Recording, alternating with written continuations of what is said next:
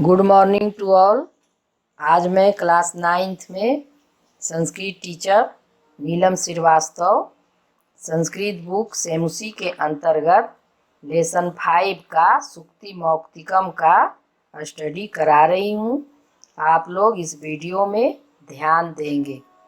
सुक्ति मौक्तिकम लेसन के माध्यम से यह बताया गया है कि मनुष्य को नैतिकता के द्वारा अपने जीवन में उचित मार्ग पर चलना चाहिए। नैतिकता के अभाव में मनुष्य अनुचित कार्य कर बैठते हैं, जो कि अनिवार्य नहीं होता है, और कभी कभी नैतिकता से ओत-प्रोत ज्ञान की बातें उन्हें अनुचित कार्यों को करने से रोकते हैं। प्रस्तुत पाठ में नैतिक शिक्षा प्रदान किया गया है और बोला गया है कि विविध प्रयोगों के द्वारा विविध ग्रंथों के माध्यम से नैतिक शिक्षा का बोधक पद ग्रहण करके इस लेसन को तैयार किया गया है। और यहाँ पर सदाचरण की महिमा, मधुर बातों का समावेश, परोपकारी स्वभाव, गुणों को अर्जन करने की प्रेरणा, मित्रता का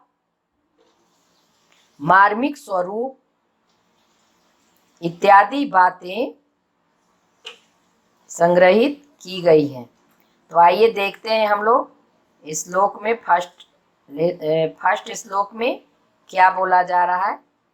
वृत्तम यत्नेन संरक्षेत वृत्तमेति च याति च अच्छिन्नो वित्तता छीनो वृत्तस्तु हतो हत्व। वृत्तम यत्नेन संरक्षेत। वृत्तम का मीनिंग होता है आचरण, चरित्र। यत्नेन परिश्रम पूर्वक, प्रयास पूर्वक, संरक्षित सुरक्षित रखनी चाहिए। वित्तमेति च याति च। वित्त मीन्स धन, याति च एति च याति च, आते और जाते हैं। चरित्र को तो परिश्रम पूर्वक, प्रयास पूर्वक सुरक्षित रखा जाता है और धन तो आते जाते हैं। अच्छिन्नो वित्तता छीनो वृत्तस्तु हतो हता। अच्छिन्नो वित्तता, धन तो नष्ट होते हैं।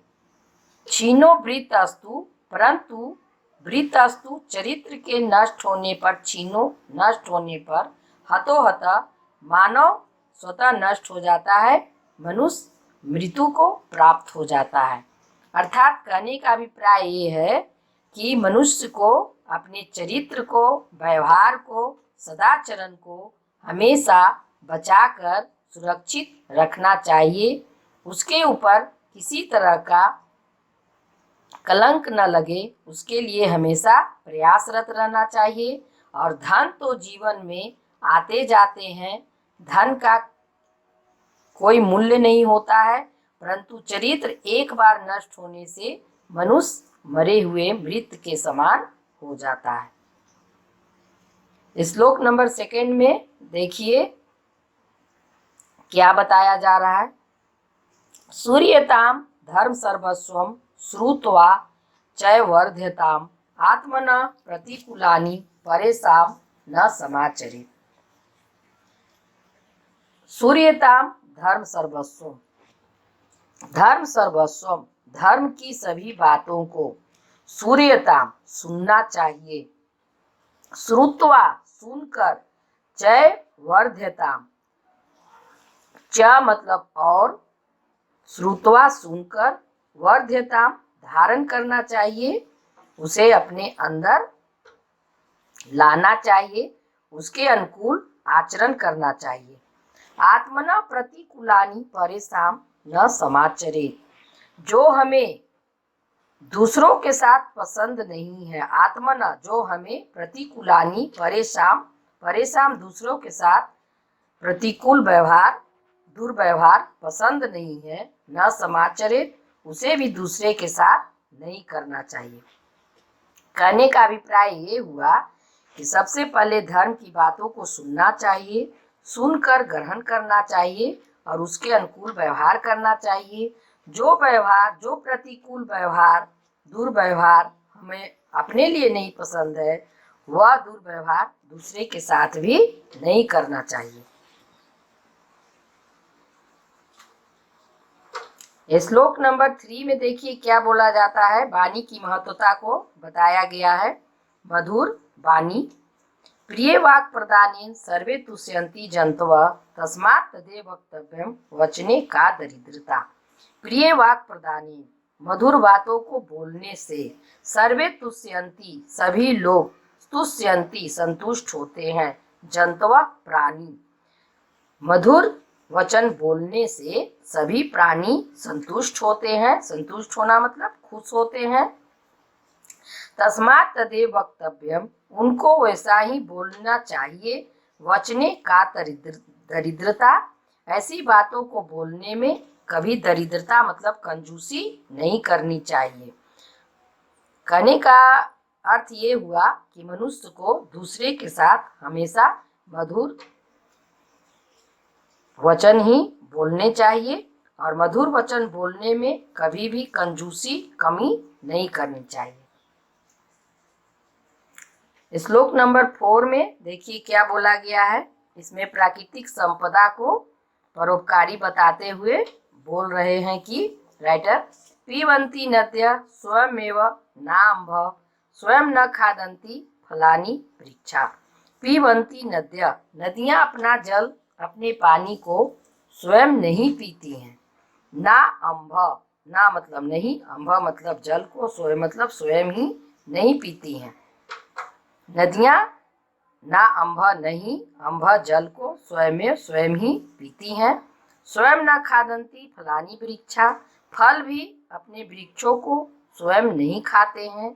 ना दन्ति सस्यम खलु वारी वाहा, वारी वाहा मीन्स बादल, खलु मतलब निश्चित ही, सस्यम मतलब फसल, ना दंती मतलब खाना, नहीं खाते हैं। बादल भी फसल को स्वयं नहीं खाते हैं।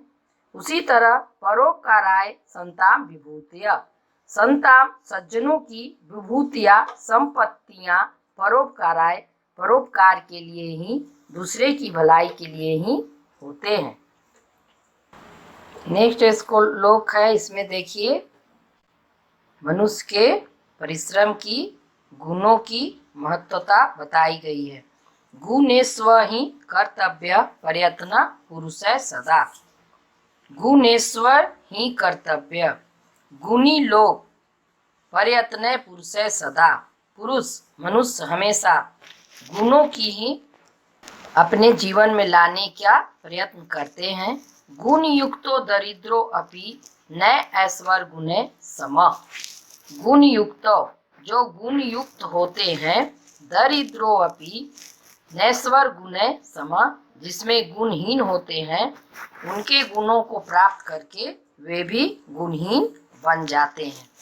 कहने का तात्पर्य ये हुआ कि जो गुणवान होते हैं वे गुणों को ही अपने जीवन में लाते हैं, परंतु गुणवान लोग भी गुणहीनों का आचरण करके स्वयं के भी गुणों को समाप्त कर बैठते हैं। नेक्स्ट में देखिए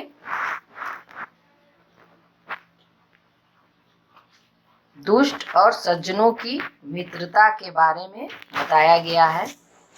जैसे दिन की समाप्ति धीरे धीरे होती है, सूरज सुबह से शाम तक धीरे धीरे ढल जाते हैं, उसी तरह सज्जनों की और दुष्टों की मित्रता भी होती है।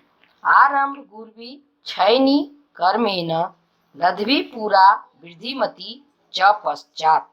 आरंभ गुर्वी, आरंभ में गुर्वी बड़ा होते हुए, बढ़ते हुए, क्षयनी कर्मेण, कर्मेण धीरे धीरे लगातार, क्षयनी कम होते हैं, लध्वी पूरा वृद्धिमती च पश्चात, और बाद में घटते हुए बढ़ जाते हैं। दिनस पुरार्ध परार्ध भिन्ना, दिन का पूर्वार्ध और अपराह्न, पूर्वाहन और अपराहन भी इसी तरह अलग अलग होते हैं, जैसे छाया मैत्री खल सज्जना नाम। इसी छाया के समान पूर्वाहन और अपराहन के बढ़ते हुए और फिर घटते हुए क्रम में दुष्टों और सज्जनों की मित्रता भी होती है, प्रारंभ में ज्यादा और फिर कम। नेक्स्ट श्लोक में देखिए बताया गया है हंसों की महत्वता को। यत्रापि कुत्रापि गता भवेयु हंसा मही मंडल मंडनाय। जहाँ कहीं भी गता जाते हैं हंसा हंस मही मंडल मंडनाय पृथ्वी को सुशोभित करते हैं। हंस जहाँ भी जाते हैं वहाँ पृथ्वी सुशोभित होती है। हानिस अस्तु तेसाम ही सरोवरानाम। हानि तो उन सरोवरों का ही है, तेसाम ही उन सरोवरों का ही है, जेसाम मरालय स विप्रयोग। जेसाम जहाँ पर मरालय हंसों का, मरालय मीन्स हंस होते हैं, हंसों का विप्रयोग वियोग होता है, हंसों के साथ तालाबों का वियोग होता है, अर्थात हंस से, उस जलाशय से हंस अलग हो जाते हैं। नेक्स्ट है गुना गुणगेषु गुना भवन्ति ते निर्गुणम प्राप्त भवन्ति दोषा।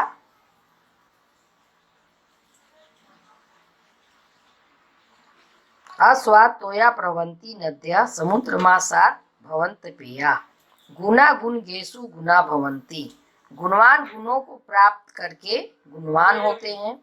ते निर्गुणम पाप भवन्ति दोषा। वे निर्गुण लोगों को दोष रहित लोगों के साथ दुर्गुण को प्राप्त करते हैं। उसी तरह जैसे आस्वाद तोया प्रवंती नद्या, बहती हुई नदियां समुद्रमासात् भवन्त पेया, समुद्र में मिलकर अस्वादिष्ट हो जाती हैं, पीने योग्य नहीं होती हैं। इस तरह से सुक्ति मौक्तिकम के माध्यम से यह बताया गया है कि जीवन में नीतिगत बातों का बहुत ही महत्व है।